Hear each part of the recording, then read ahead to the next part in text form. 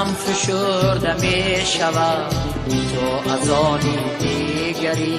با باغ بخت دیگری لاور و گلافری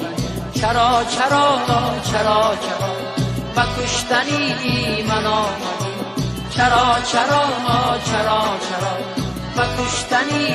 من آمدی حیات بخشی به دل شاد بخشی بر سری حیات بخشی به دل شاد بخشی بر سری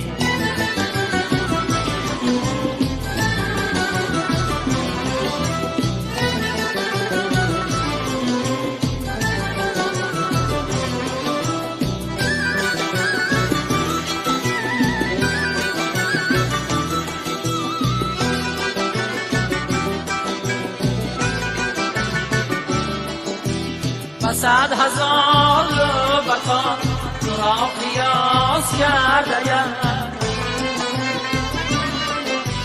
تو دیگری تو دیگری تو بهتری تو بهتری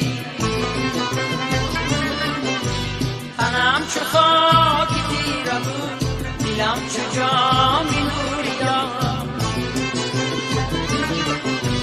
تنم چو خاک تیره بود دلم چو جامی نوریم و ذره های جنبله شعله منوری و ذره های جنبله شعله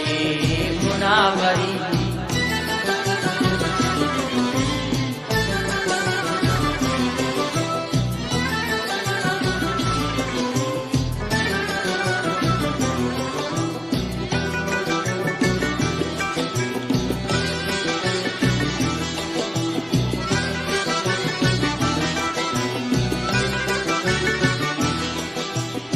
دلم زمینی تشنه بود تو آبشاری جاویدان